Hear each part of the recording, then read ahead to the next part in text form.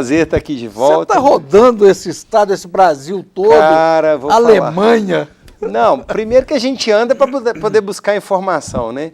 Mas eu falo que o poder da internet é tal que essa semana eu recebi um contato, por causa de uma palestra minha no YouTube, de um cara de Moçambique pedindo ajuda. Moçambique? Moçambique. Já temos um cliente em Boston que a gente atende virtualmente.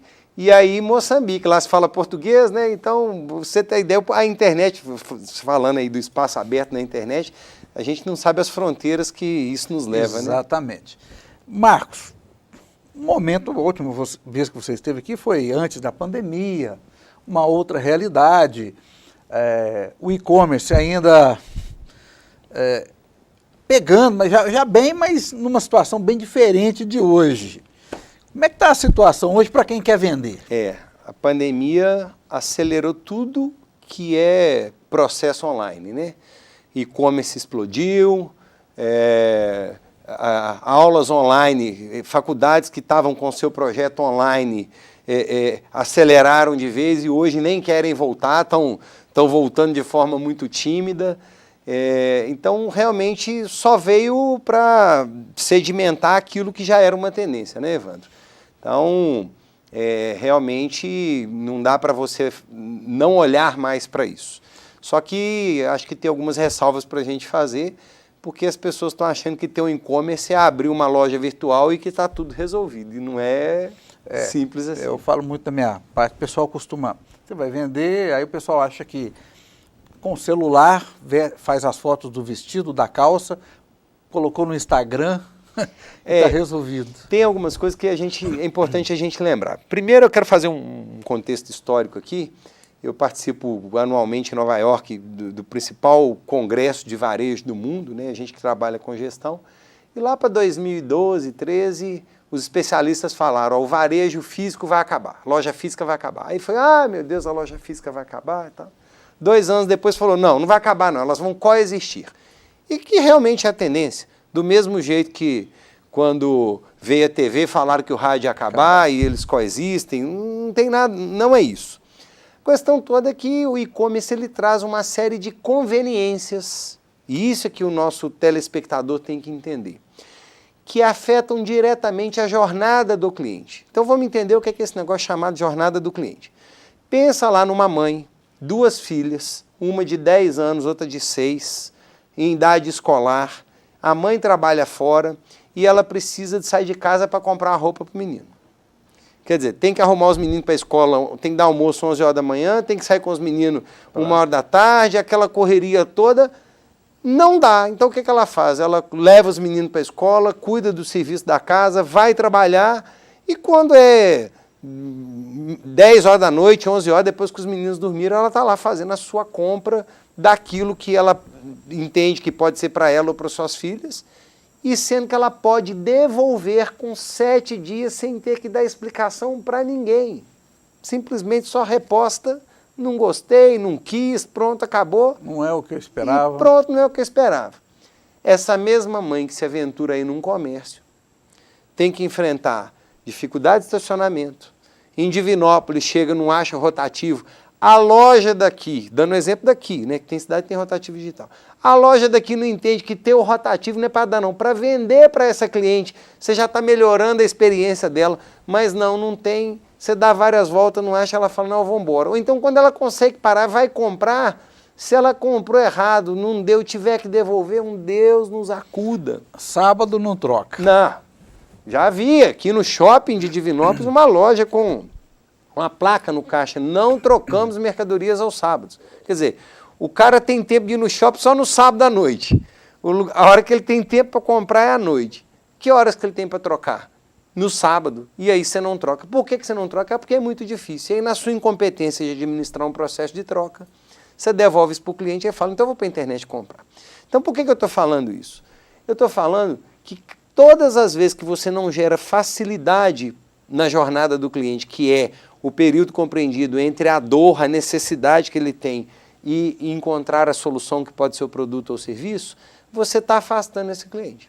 A hora que a gente pedia comida antes, você é da mesma geração que eu, nós não somos nativo digital.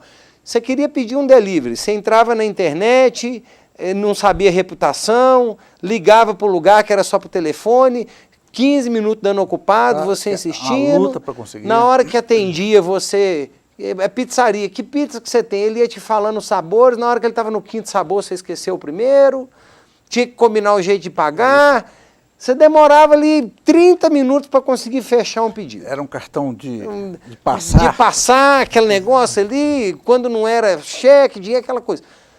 Eu fiz uma conta, eram 17 passos entre você pedir e comer. 17 passos. Hoje você tem aplicativo de comida que você abre o aplicativo, pesquisa por tipo, região, reputação, vê o prato, já faz o pedido, já recebe, o seu pedido já foi preparado, já foi para a cozinha, está na moto, vê a moto chegando no mapa, em 8 passos você está comendo. Então, esses aplicativos, eles não fizeram sucesso porque fizeram muita propaganda. Eles fazem sucesso porque ele reduziu a jornada do cliente. Facilitou a vida. Facilitou a vida. Pensa, eu sei que o exemplo pode parecer clichê, para você pegar um táxi antes, ou você sabia o telefone do ponto de táxi, você tinha que dar sorte para um táxi passar na sua frente vazio. Hoje você pede o carro por aplicativo, facilitou a vida. Locadora, gente, aqui, primeira vez que eu fui em 2010, eu fui fazer um curso em Boston, nos Estados Unidos, aí disse em Miami, e aí eu aluguei um carro, em 2010. Já estava tudo pela internet, a pessoa me entregou o ticket do estacionamento onde o carro estava, com a chave e o documento. Eu peguei o carro, saí, fiz o que eu tinha que fazer, voltei, devolvi, joguei a chave numa caixinha e acabou. Não tinha gente fiscalizando para entregar o carro, nem fiscalizando para receber o carro. Por quê? Processo.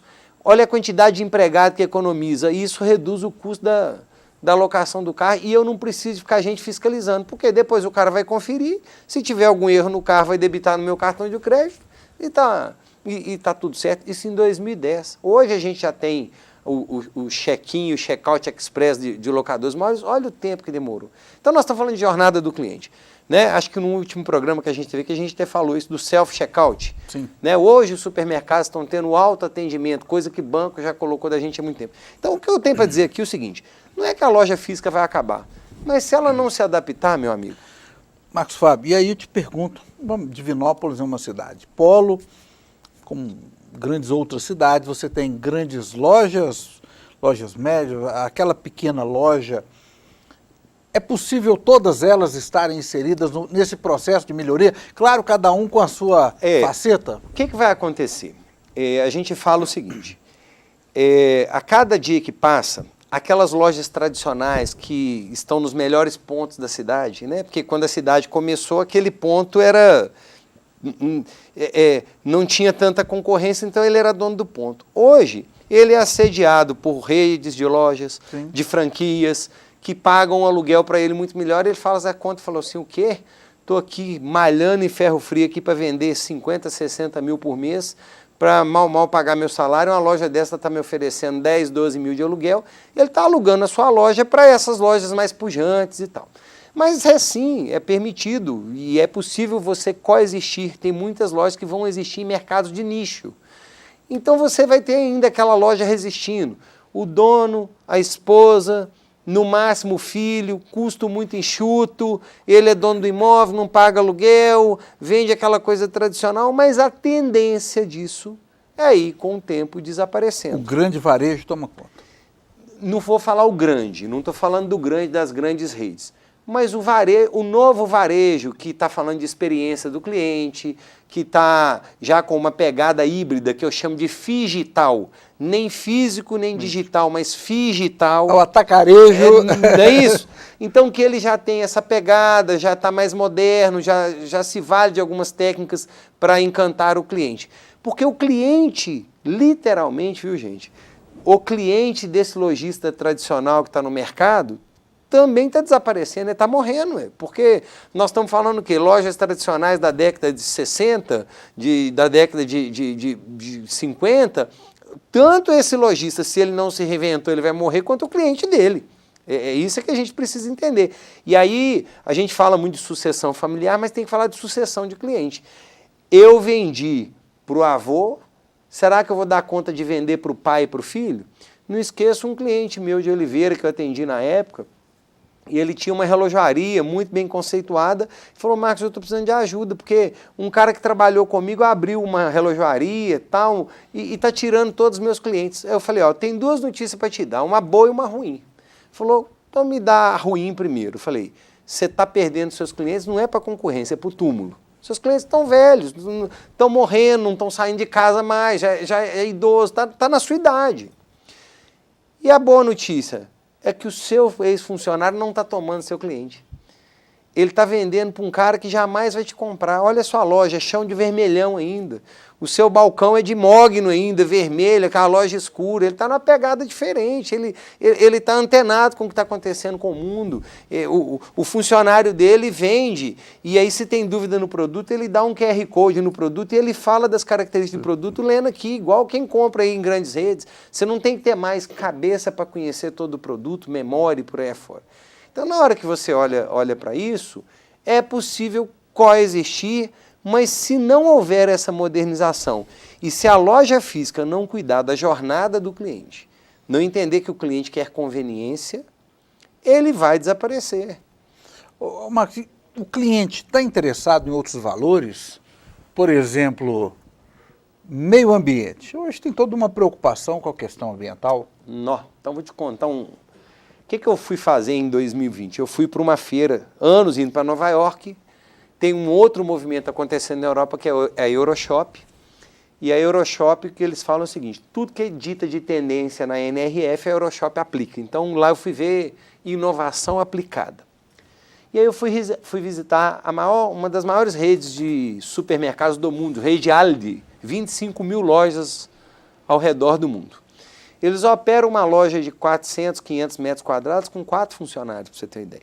Self-checkout já existe há muito tempo e tal. E lá eles trabalham com aquelas caixas coletivas, que não é igual no supermercado nosso que tem que desembalar. Lá chega a caixa, você só arranca a tampa da caixa, coloca lá, já vem pronto para a exposição. Muito disso lá. E aí eu me deparei num corredor, que eu achei muito interessante, que tinha lá uma pilha de ovos, e o cara fazendo a reposição de outra pilha de ovos. E essa outra pilha de ovos, enquanto ele estava repondo, o povo estava pegando e comprando e levando, e essa outra pilha de ovos aqui parada, sem giro. Eu não falo alemão, né? Mas peguei o tradutor do Google na hora e fui ver a diferença. Os ovos que estavam girando eram ovos de galinha feliz. Eu falei, que diabo de galinha feliz é essa aqui? Ovo de galinha. E os outros eram ovo de galinha de granja, normal, né? Aí, o que é ovo de galinha feliz? É galinha criada livre. Quer dizer, você tem um consumidor, e mais caro, os ovos. Você tem um consumidor que está disposto a consumir o alimento, mas não quer que a galinha sofra. Então, se ele está comprando o ovo, que é o ovo de galinha criada livre, ele paga mais caro, até mesmo porque ele acredita que a galinha criada livre, que é mais feliz, ela não tem estresse, tem mais ômega 3 no ovo, tem uma série de estudos que provam isso. Então ele sabe que ele está comendo o ovo da galinha que não foi maltratada. Tem gente que quer comprar carne sabendo como é que foi o abate do boi, se ele não foi maltratado. E são pessoas que às vezes não têm condição de ter uma ação positiva no meio ambiente, uma ação social, mas querem dar valor a empresas que estão dando uma causa para ele, engajamento. Como se ela estivesse assumindo. Como se ela estivesse assumindo.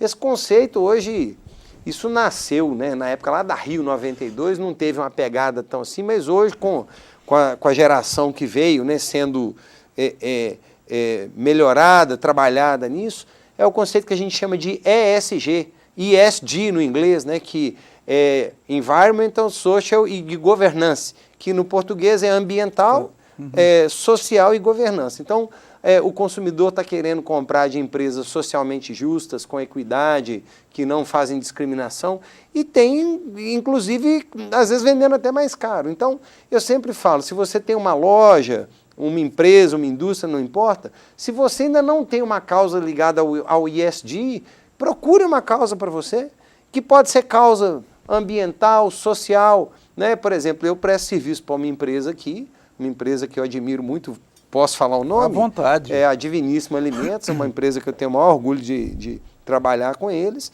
e eles são uma turma do bem, e tem lá, começaram a fazer um trabalho maravilhoso com a PAI e tal, quer dizer, ninguém forçou eles a isso, é deles, mas eu tenho certeza que um monte de gente que na hora que descobrir isso vai admirar mais a empresa e valorar, e ir lá e comprar.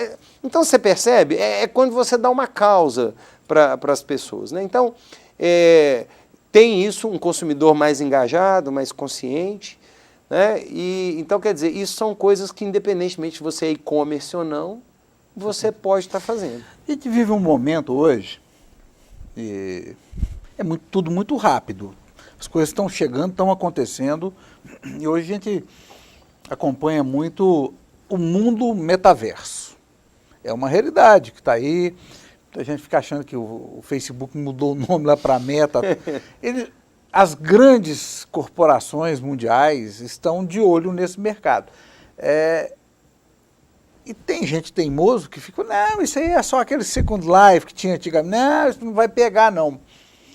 Mas a cada dia eu vejo igreja. Outro dia eu estava lendo uma igreja evangélica de São Paulo que já está fazendo baladinhas evangélicas no metaverso.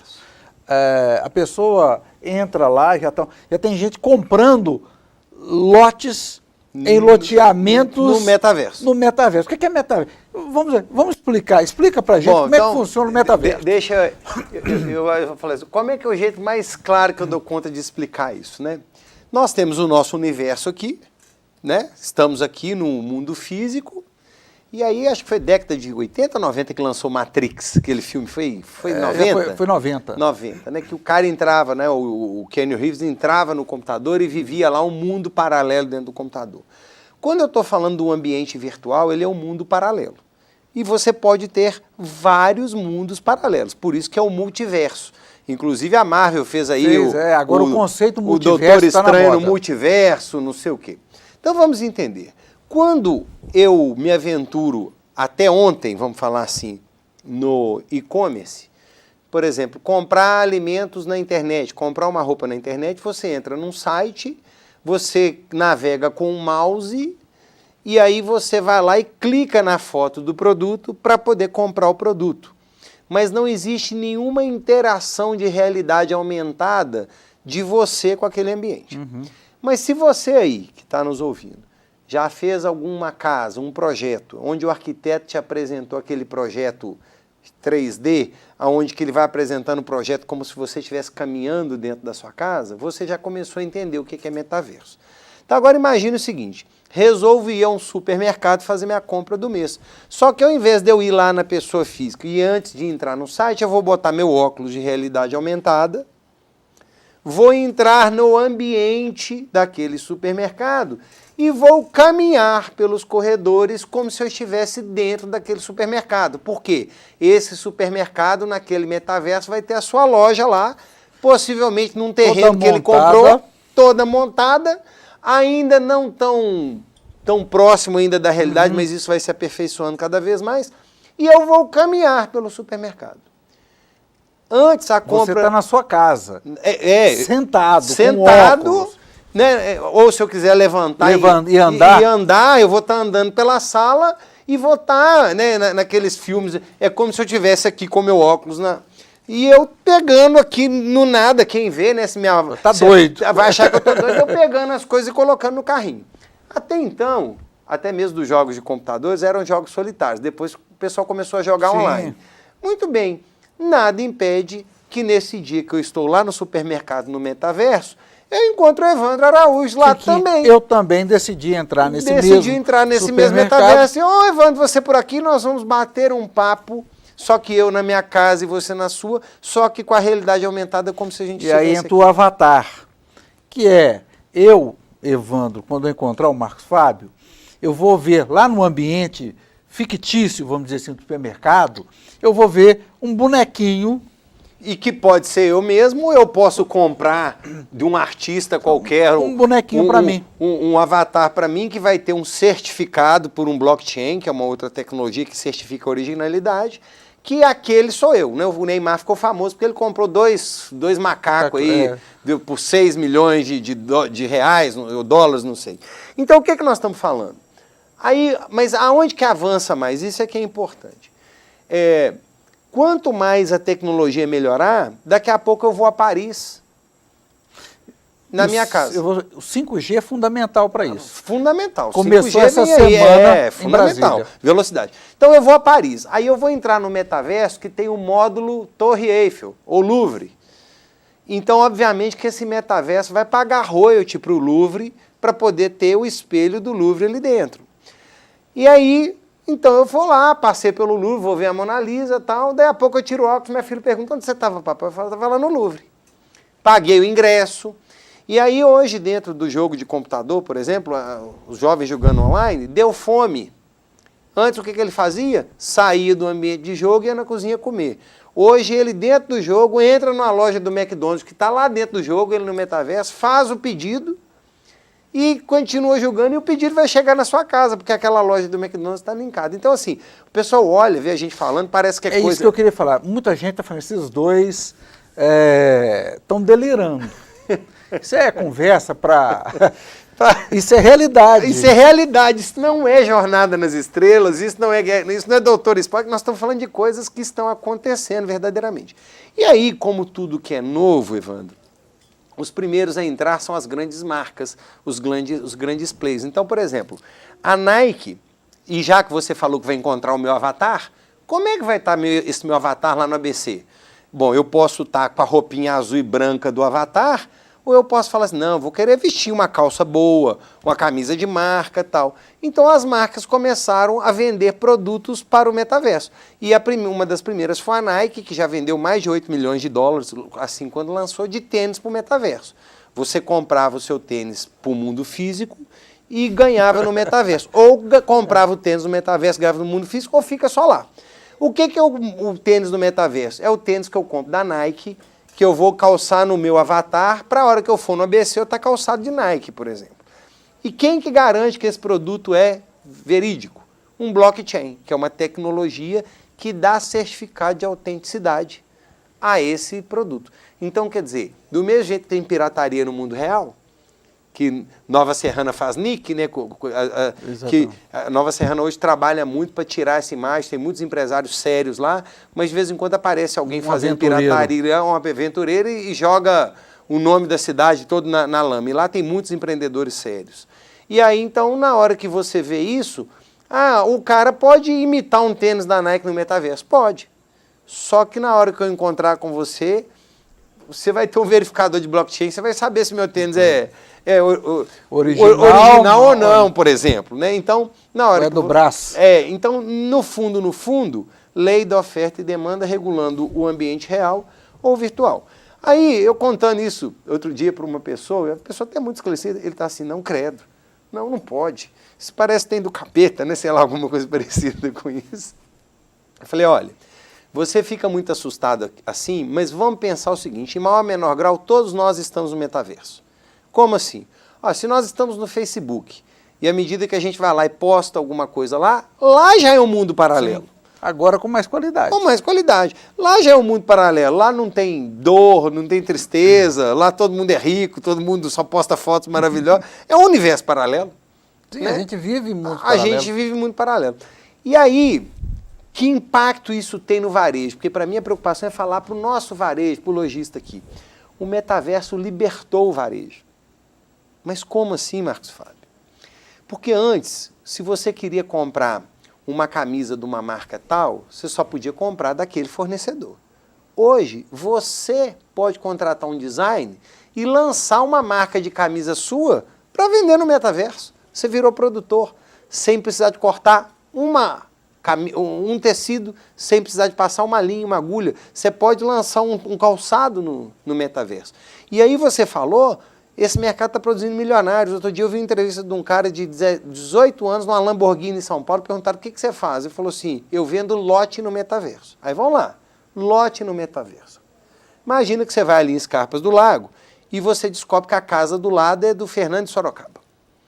Só que você está doido para o Fernando de Sorocaba aparecer porque você quer bater um papo com ele. Bom, o fato de você ter uma casa em Scarpas do Lado em que o Fernando de Sorocaba é dono, nem sei se estou dando exemplo, me veio a cabeça aqui agora, você fala, eu sou vizinho do Fernando Sorocaba. Tudo bem. Quantas pessoas são vizinhas do Neymar? Bom, se você entender que vizinho pode ser o do lado direito, do lado esquerdo, de frente ou de fundo, a hora que for assim, tem 4 proprietários, acabou, ninguém é vizinho mais assim. Só que aí tem o metaverso 1, 2, 3. O Neymar vai lá e compra o lote no metaverso 1, 2, 3, 4, 5, e você é vizinho dele, comprou um lote do lado do Neymar. E o dia que você estiver no metaverso, lá dentro daquele ambiente, que se coincidir do Neymar estar lá, você vai bater um papo com ele. Lei da oferta e da demanda purinha. Aí tem gente que fala que isso é febre, que vai passar. Bom, se vai passar ou não, só o futuro dirá. Mas que tem muita gente grande investindo dinheiro nisso. E ganhando muito dinheiro com isso. Ganhando muito dinheiro. E toda vez que você tem um mercado de gente ganhando dinheiro e produzindo muita coisa, esse mercado chama atenção. E quanto mais esse mercado continuar se sustentando, a tendência é que ele siga muito bem, obrigado. Marcos Fábio, estamos caminhando para o final. Mas já? Essa conversa que a gente fica... Você vai ter que voltar aqui em breve para a gente falar mais, viu? Porque tem muita coisa ainda que eu quero saber. Antes da gente encerrar, esse seu retorno 1, porque vai ter o retorno 2, o retorno 3 e 4. Já vou deixando aqui de público esse convite.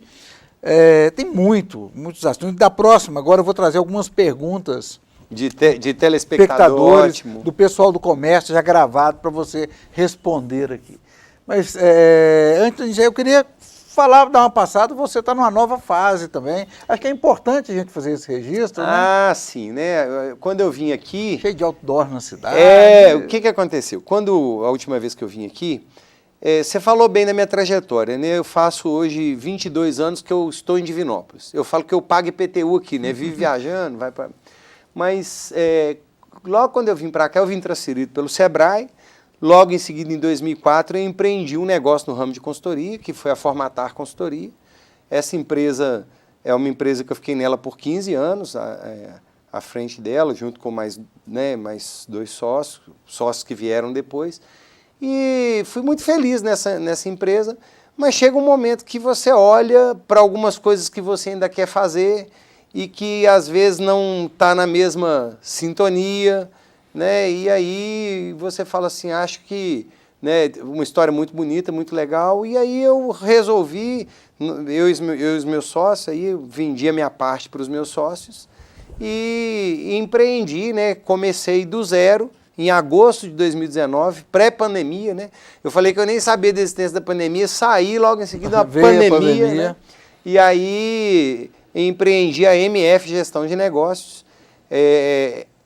Muitas pessoas falam, MF é de Marcos Fábio? Sim, mas na verdade eu queria que fosse mais do que o Marcos Fábio. As iniciais delas são muito mais as iniciais de Mindset Free, que é de mentalidade livre, do que propriamente Marcos Fábio. Por quê? Porque nesse universo que nós estamos vivendo, a gente precisa ter a mentalidade aberta de novas verdades, novos mundos. E aí, de lá para cá, estou muito feliz, porque em agosto agora faço 3 anos de carreira solo, mas solo assim, sem sócios. Mas já estou com 6 funcionários, a empresa está crescendo, várias frentes, estamos atendendo frente projetos em norte de Minas. Estou indo para Juiz de Fora, domingo agora, fico a semana inteira lá. Estamos com projetos também na região de Teoflotone, fugiu aqui, né? Um abraço para os meus amigos de Teoflotone, se estiver chegando lá. Então, assim, muitos projetos, muitas coisas que vieram muito da própria história minha, da própria história que eu construí, né? E muitas pessoas, às vezes, até se surpreendem, porque não sabiam que eu saí. E aí eu falei, bom, vou empreender uma campanha na cidade aí, com alguns outdoors, para que as pessoas tenham ciência realmente que não façam mais parte. Inclusive, você me relatou uma passagem aí, né, que as pessoas não sabiam, achavam que eu ainda estava. Falei, não, né, então está tudo certo. É importante também que o pessoal da Formatar está muito bem, eles estão seguindo, que isso para mim também é importante, né, saber que... aquilo filho, né? E saber que é aquilo que a gente acredita, né? Se a gente fala que a empresa pode sobreviver sem o dono, então, quer dizer, não estava centrado só numa pessoa, né? Mas então estou na minha carreira solo, já estamos trabalhando aí com muitos projetos de governança, sucessão, estratégia, fazendo o que eu sempre fiz, o que eu acho que eu faço de melhor, o que eu acho que eu nasci foi para fazer isso mesmo. Quem quiser te encontrar, até mesmo... saber um pouco mais disso tudo que a gente conversou, como te encontrar? Bom, tem o nosso site, mfgestão.com, não tem o br.com.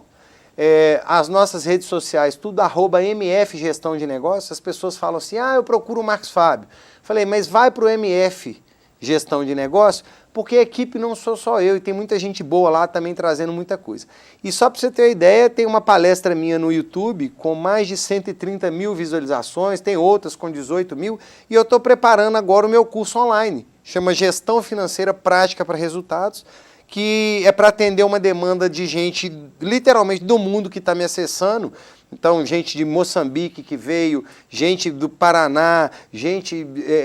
a gente já teve contato, já falei de Boston, outro dia apareceu uma pessoa lá perto de Orlando, esqueci o nome da cidade, que são brasileiros que estão fora, querem voltar para empreender. Então, está nascendo aí um curso online, gravei ontem, vamos estar com ele no forno aí por volta de agosto, setembro. Pô, que bacana. Para poder subir. E lá no site, pessoal, e lá no site mfgestão.com, tem contatos lá, tá tudo certo.